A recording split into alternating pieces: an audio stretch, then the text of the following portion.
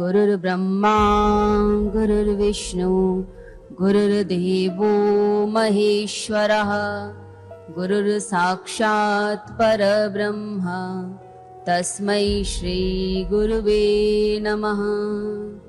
ओम शांतिः शांतिः शांतिः। ओम। सुख मिले या दुख मिले, परमात्मा के हाथों से मिल रहा है। वो हमेशा हमें चाहता है कि हमारा कल्याण हो।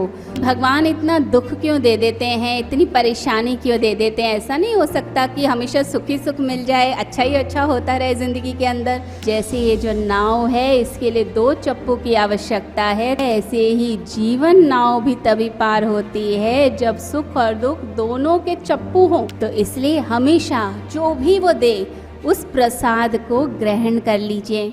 अपने आप को जब हम आईने में देखें तो अपने आप को याद कराएं कि मैं प्यारा भक्त हूँ, मैं अच्छा भक्त हूँ। मुझे अपने पुण्यों को जागृत करना है, मुझे गुरु शक्ति से जुड़ना है। रोज़ जब भी हम आईना देखें तो अपने आप को याद कराएं, अपने स्वरूप का भान करें। तो परमात्मा से जो हमें जोड़ते हैं वो है हमारे सतगुरु। तो ऐसे गुरु के प्रति तो श्रद्धा हमेशा बनाए रखिए। देखिए, सुख मिले या दुख मिले, दे कौन रहा है? परमात्मा के हाथों से मिल रहा है। और परमात्मा हमारा प्यारा है और वो हमारे से कभी भी बदला नहीं लेना चाहता। वो हमेशा हमें चाहता है कि हमारा कल्याण हो। तो इसलिए हमेशा जो भी वो दे, उस प्रसाद को ग्रहण कर लीजिए। कहते हैं कि एक साधु से किसी व्यक्ति ने कहा कि भगवान इतना दुख क्यों दे देते हैं, इतनी परेशानी क्यों दे देते हैं? ऐसा नहीं हो सकता कि हमेशा सुख ही सुख मिल जाए, अच्छा ही अच्छा होता रहे ज़िंदगी के अंदर। कुछ बुरा तो कभी हो ही ना। हम सब आराम से बैठे रहें, निश्चिंत एकदम सुख में बैठे रहें।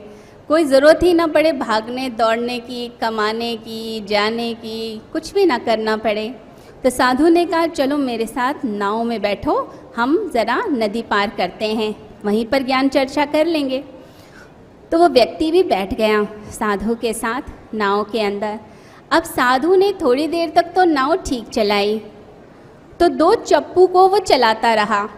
अचानक जो है नदी के बीच में जाकर उसने सिर्फ 1 चप्पू चलाना शुरू कर दिया। अब जो नाव थी वो क्या हुई, गोल गोल घूमना शुरू हो गई।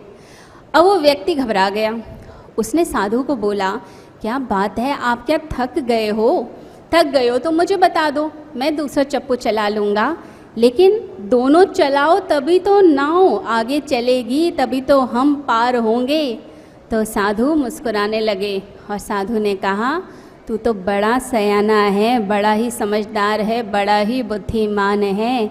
तू समझ, जैसे ये जो नाव है इसके लिए 2 चप्पू की आवश्यकता है, तभी ये नाव जो है ये नदी पार कर सकती है। ऐसे ही जीवन नाव भी तभी पार होती है जब सुख और दुख दोनों के चप्पू हों। अगर दोनों नहीं होंगे तो जीवन की नैया पार नहीं हो सकती है। तो भगवान जो है जब दुख देते हैं तभी हम जो हैं गुरु की शरण में जाते हैं।